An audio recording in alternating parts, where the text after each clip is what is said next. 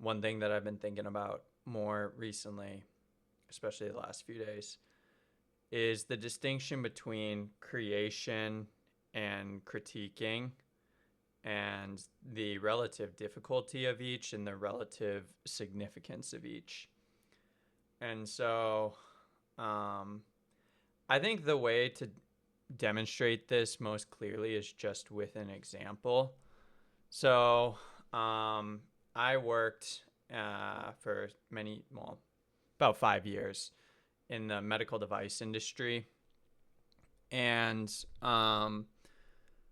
I worked for several years as what's called a service engineer, where you go and you like support the capital equipment when it's not working. So we were doing medical imaging and contrast injection. So you'd have these machines that inject contrast at like a very high pressure into the heart in order to do angiography for like cardiac care and surgery. So these devices, basically you could think of them as like huge pressurized, like not huge, but a device intended purely to pressurize. And so everything is revolving around creating a high amount of pressure within this cylinder, because the viscosity of the contrast is very thick and it's difficult to push, especially through a very small catheter that could be like, I don't know, a few millimeters in diameter. So with all that context, you show up as the service engineer and your job is to fix the devices when they break, or to try to help the customer fix them, to find some sort of solution.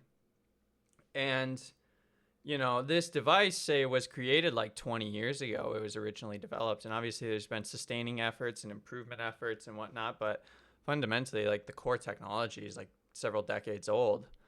So it's easy for me as the service engineer to show up after the fact and be like, oh, like, how come the manifold isn't like this? And how come like this valve switches like that? And why does this sensor have this error when it could have been done like that? Obviously, though, I have the benefit of arriving at a scene where a functional device was already created for me. And I'm talking about a device right now, but you can expand that out to your entire life, like your life itself, because people have these critiques and these criticisms of life about how it's so unfair and how it has all these problems and stuff. And it's like, well, this system was clearly good enough to last up until the point of you arriving at the scene. And now suddenly, like, you're the expert on what life should be or how it should be or what the rules should be.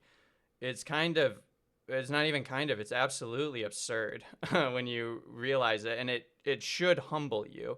And if it doesn't humble you, then I would suspect that you probably haven't tried to create stuff before. Because when you try to create stuff, now you see how many like pitfalls and trap doors there are that you can fall into throughout the creation process, that, the genius after the fact who's going to criticize your work after, he or she didn't have to contend with all those pitfalls during the creation process. They only see the finished product at the end, and they have no idea how much pain and effort or stress, anything else, for what you put into like your design, your creation, your art. And so I think that creators understand this. Artists, people who make movies, video games, art, books, poems, people who create, they understand this stuff. And I guess you could even say like create businesses and stuff, although I am more focused on like art and engineering. Conversely, I think that the people who don't get this are the critics.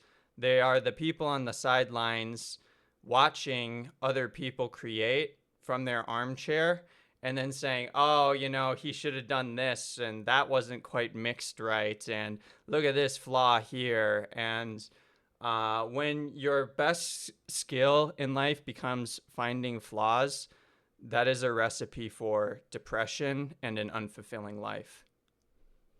So, with that, let us strive to be creators and not critics.